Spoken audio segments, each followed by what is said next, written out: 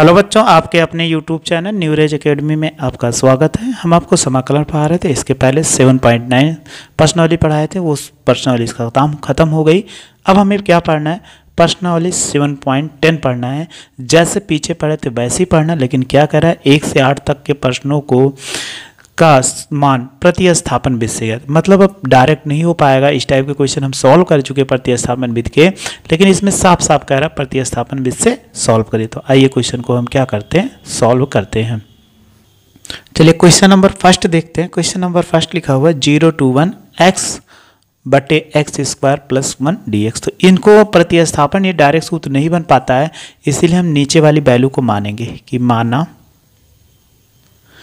X square plus 1 बराबर T. अब इसका अवकलन करो, एक्स सापेक्ष अवकलन करोगे तो 2x होगा, 1 का 0 हो जाएगा। हम लिख सकते हैं dt बाई dx हो जाएगा।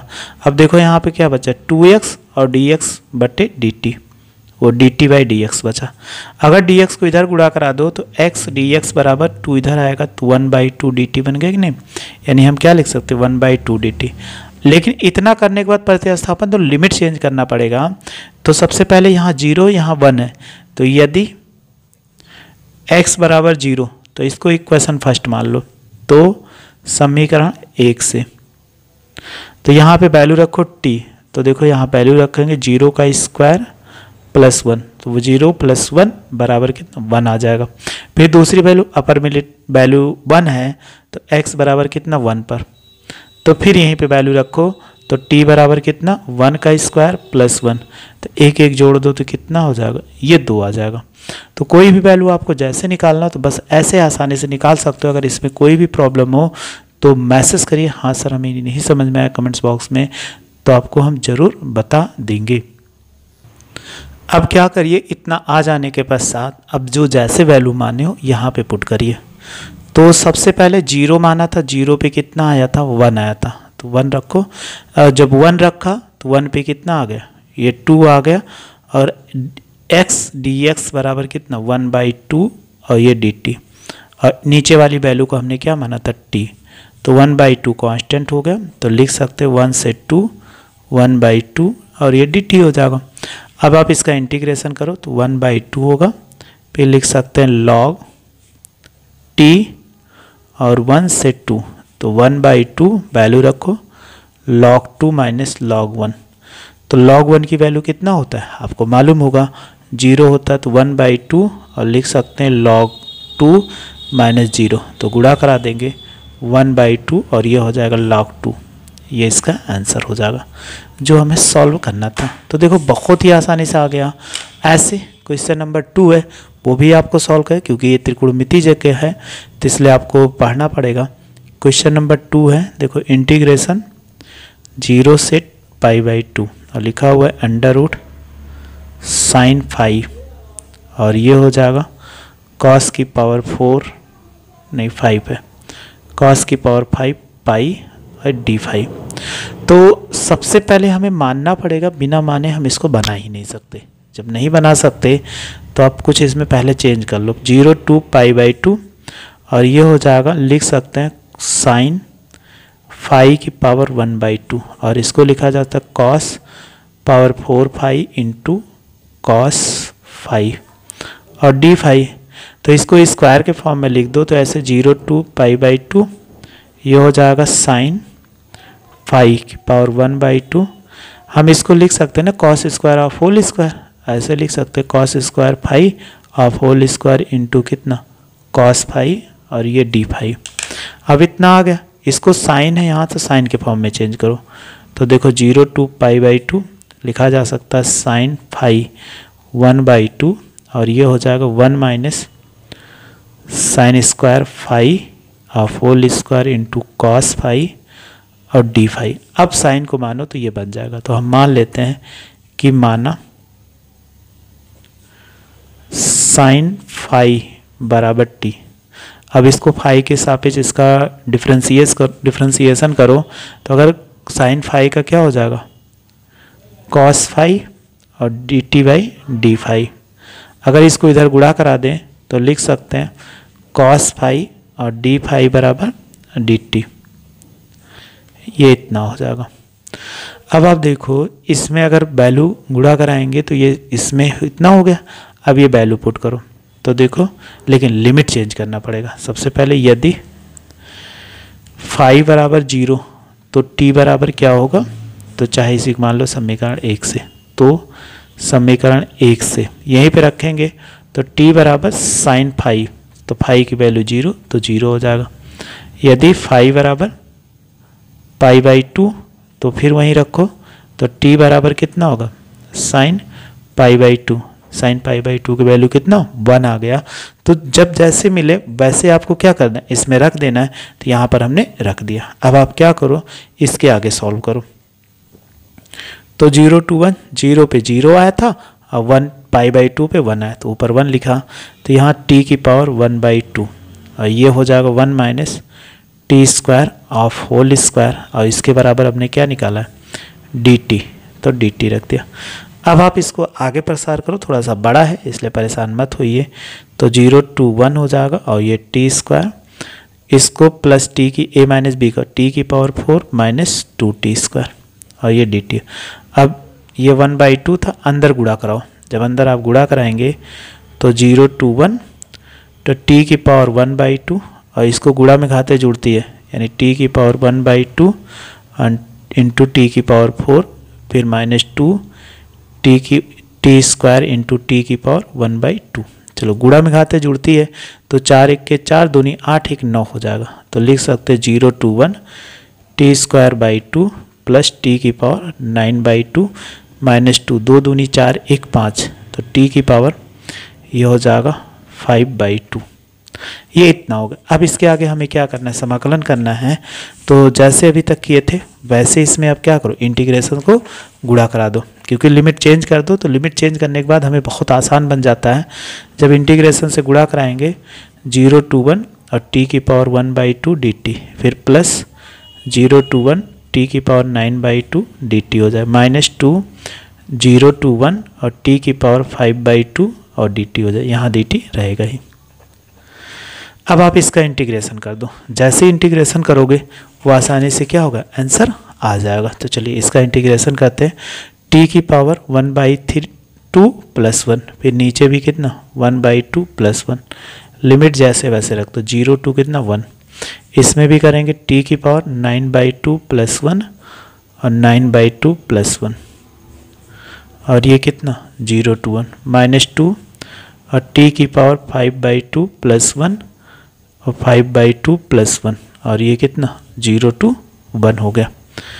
अब आप देखो इसके आगे जब सॉल्व 2 1 के 2 में 1 जोड़ दो तो कितना, और ये 2 1 के 2 1 3 हो जाएगा। टी की पावर 3/2 और 3/2 और फिर कितना 0 to 1, 2 1 के 2 9 2 11, टी की पावर 11/2 और 11/2 और ये कितना 0 to 1 माइनस 2 और 2 1 के 2 5 2 7, टी की पावर 7/2 और ये हो जाएगा 7/2 और 0 to 1।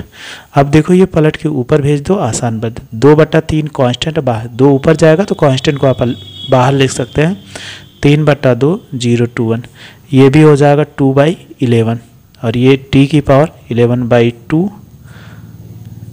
और ये 0 to 1 और ये भी ऊपर जाएगा माइनस 2 और 2/7, ये कांस्टेंट, कांस्टेंट को हमेशा अगर कोई ब्रैकेट लिखा है तो वो ले सकते हैं, टी की पावर 7/2 और 0 to 1। अब आप क्या करो, लिमिट रखो। जब लिमिट रखेंगे तो ये कितना हो जाएगा, लिमिट रखने पर देखो 2/3 है तो 1 की पावर 3/2 और माइनस 0 की पावर 3/2, फिर प्लस 2/11, 1 की पावर 11/2 माइनस 0 की पावर 11/2, फिर 2 दूनी 4 माइनस रहेगा, 2 दूनी 4/7, ये 1 की पावर 7/2 और माइनस 0 की पावर 7/2 हो गया।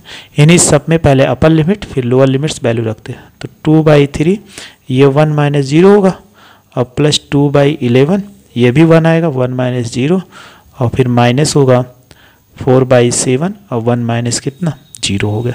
अब देखो 1 से 0 में घटाओगे 1 आएगा, तो ये लिखा 2/3 और 2/11 और माइनस 4/7। चलिए इसको सॉल्व कर लो, इधर छोड़ दो घटाने और पहले इसको 11 दूना यानी इसको सॉल्व, 11 दूना 22, 3 दूनी 6 और बटा 11 × 33 -4/7।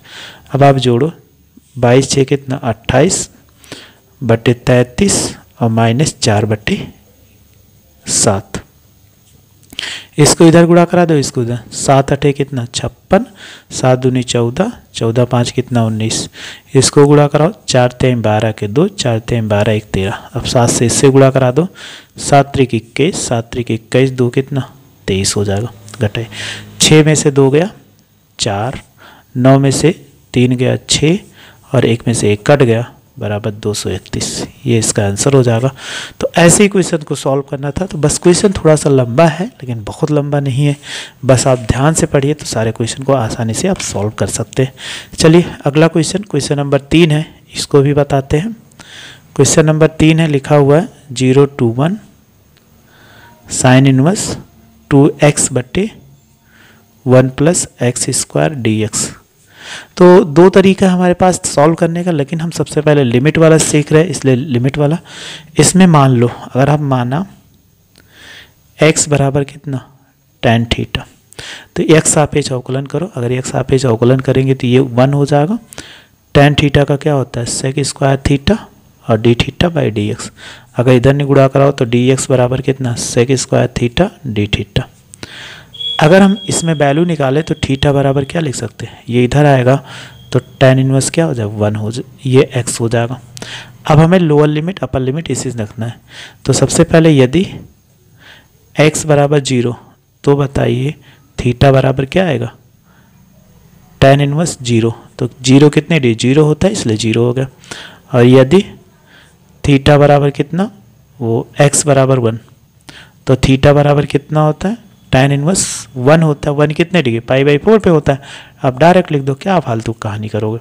तो इतना आ गया। अब इतना आ जाने के पश्चात इसके आगे बढ़ो, जो क्वेश्चन दिया गया वैसे हम क्या करेंगे सॉल्व करेंगे। अब इसमें वैल्यू पुट करेंगे तो ये कितना 0 पे 0 था और π/4, तो ये साइन इनवर्स था, साइन इनवर्स लिख दिए। तो 2 tan θ/1 + tan² थीटा और dx बराबर क्या निकाले हैं sec² थीटा d थीटा।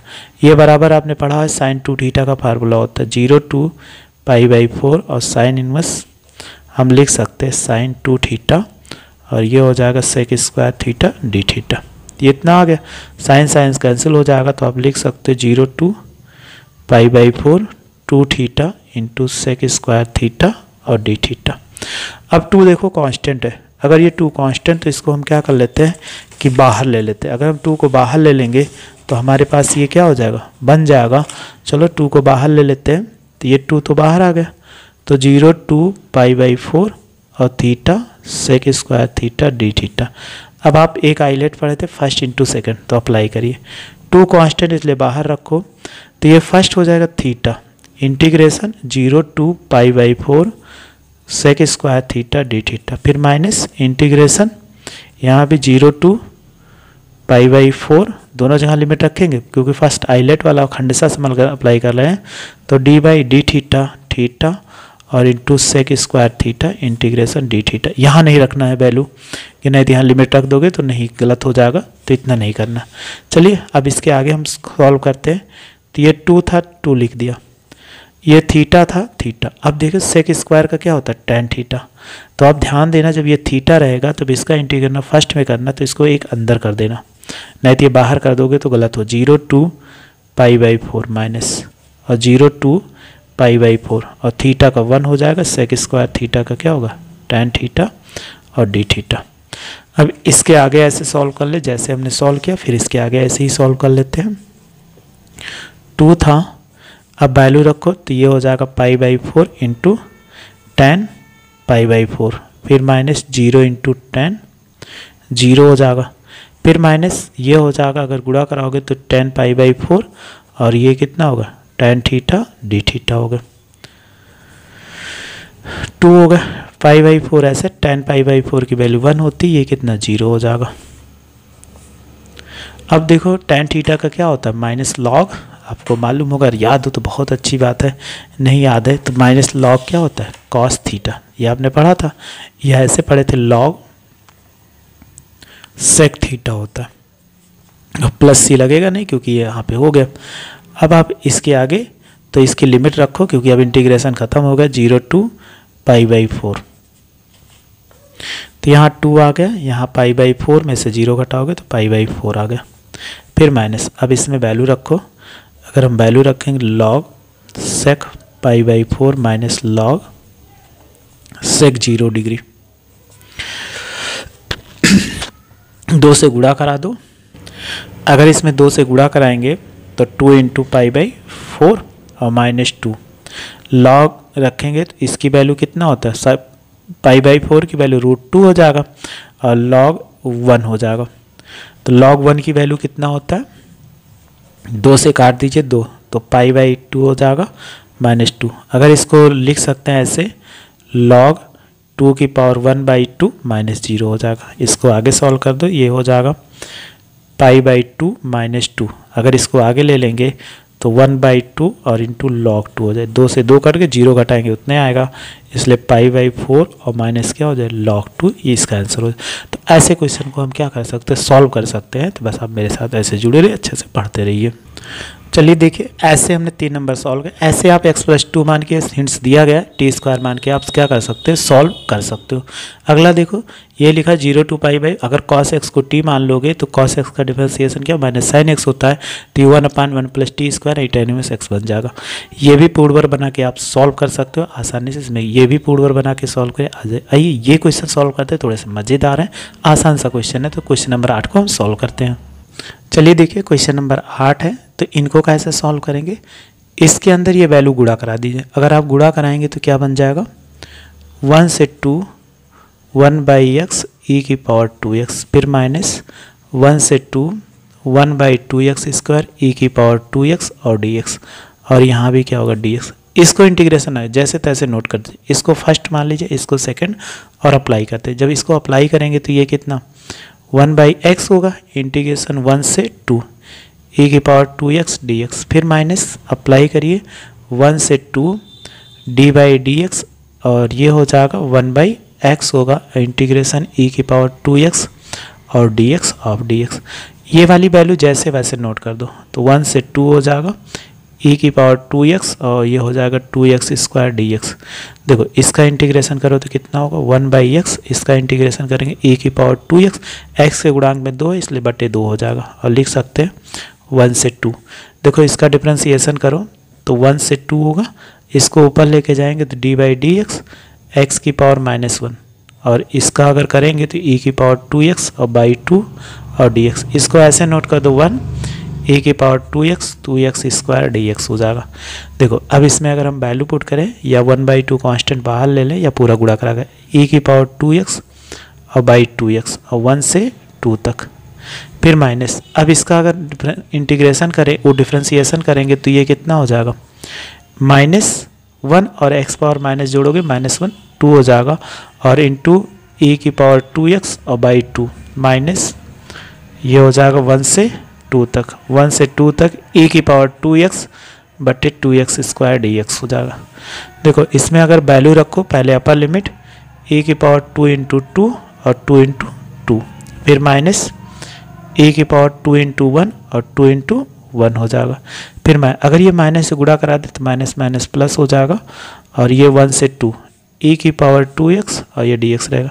अगर इसको नीचे लाओगे पॉजिटिव हो जाएगा ना, तो हम लिख सकते हैं 2x और ये हो जाएगा dx, फिर माइनस ये हो जाएगा 1 से 2 e⁻²x 2x² dx। देखो ये सेम होगा इसलिए कट गए, इसीलिए हमने कहा था कि इसका क्या करेंगे, इंटीग्रेशन नहीं करेंगे। अब इसको गुणा करो e⁻4/2 e²/2, अगर हम कॉमन ले लें, क्या कॉमन ले, e²/4 कॉमन ले लो, तो यहाँ पूरा कॉमन हो जाएगा 1, यहाँ 2 दूनी 4 तो बचेगा 2 e² बचेगा, क्योंकि e⁻2 कॉमन लेते हैं e² और -2, ये इसका आंसर हो जाएगा जो हमें सॉल्व करना था। तो हमने बहुत आसानी से सॉल्व कर दिया। चलिए एक क्वेश्चन 9 नंबर है, ऑब्जेक्टिव है, लिखा हुआ है कि 1 2 3 यानी 1/3 1 x - x³ की पावर 1/3 x/4, ये हमें इसका इंटीग्रेशन करना है, वो भी किसके, लिमिट के साथ। तो इसमें कैसे क्वेश्चन को सॉल्व करें, सबसे ज़्यादा ज़रूरी ये है। तो यहाँ x³ कॉमन ले लो, अगर एक्स क्यूब कॉमन ले लेंगे तो इंटीग्रेशन 1/3 1, तो एक्स क्यूब इस पर भी आएगा और जब बाहर लोगे तो ये कितना 1/3 हो जाएगा।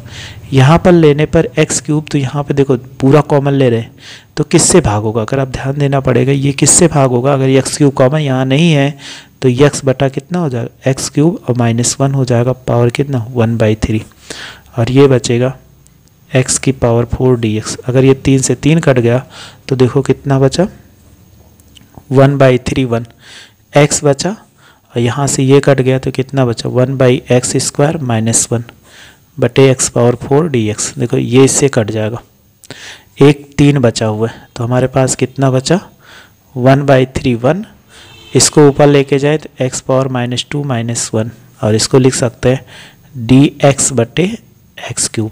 मज़ेदार क्वेश्चन है, और ये पावर 1/3 रहेगा, पावर 1/3 रहेगा। अब यहीं से मानना पड़ेगा, जब ये मानोगे तो आएगा, नहीं तो नहीं आता।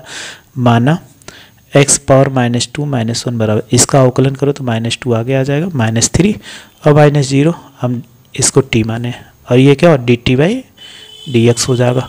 हमें इसकी वैल्यू इसको नीचे लाइए तो कितना -2/x³ और dt/dx, अगर हम गुणा करा दें x dx बटे x³, ये इतना हो गया, और बराबर इसको इधर ले जाएंगे तो -1/2 dt आया। अब t की वैल्यू चेंज करो, तो t की वैल्यू चेंज करेंगे यदि x बराबर 1/3, तो बताइए कितना होगा, यहाँ 1/3 रखो।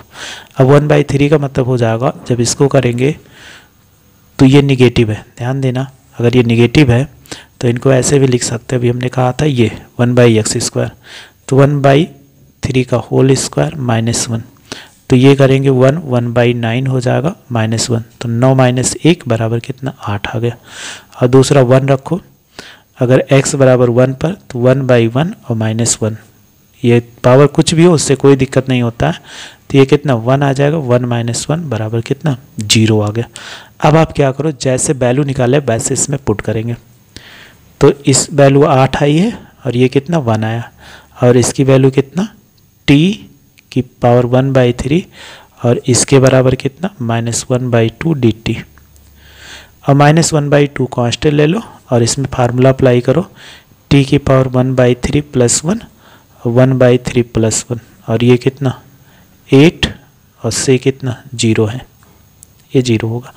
अब आप क्या करो, इसमें 3 × 3 = 4, तो इनको सॉल्व कर -1/2, तो ये हो जाएगा t की पावर 4/3 और ये भी होगा 4/3, तो ये वैल्यू ऊपर चली जाएगी तो 3 - 3/8 हो जाएगा, और t की पावर 4/3 हो गया, और 8 की वैल्यू कितना 8 to 0 ये था। चलिए अब हम वैल्यू पुट करते हैं, यहाँ 8 होगा और ये 0 होगा, तो -3/8। अब t की वैल्यू पुट करो, t की जब वैल्यू पुट करोगे तो कितना हो जाएगा 8 की पावर 4/3 और -0, सबसे पहले अपर लिमिट रखना था, 0 रखेंगे, ये 0, फिर लोअर लिमिट रखेंगे तो कितना 8 की पावर 4/3, और 4/3 को अगर क्यूब के रूप में लिखें तो -3/8 हो गया, और ये 0 होगा। अगर इसको लिखोगे 2³ और ये हो जाएगा 4/3, 3 से 3 कट गया तो -3/8, 3 की पावर 4 का मतलब कितना 16, तो इसको 8 दूनी 16 माइनस माइनस प्लस, तो ये कितना 3 दूनी 6, तो इसका जो ऑप्शन ए जो होगा वो करेक्ट हो जाएगा। तो ऐसे कोई भी क्वेश्चन मिले आसानी से सॉल्व कर सकते हैं। तो एक्सरसाइज 7.1 समाप्त हो गया। अगर इसमें कोई भी प्रॉब्लम आपसे रही हो, नहीं समझ में आएगा तो आप ज़रूर बताइए कि हाँ सर ये क्वेश्चन नहीं लगा पाए, तो उसको हमको बता देंगे। बस आप ऐसे मेरे साथ जुड़े रहिए, अच्छे से पढ़ते, आपको कोई दिक्कत नहीं होगी। वीडियो अच्छी लगी तो लाइक और शेयर करो तथा मेरे चैनल को सब्सक्राइब करो। वीडियो देखने के लिए थैंक यू सो मच।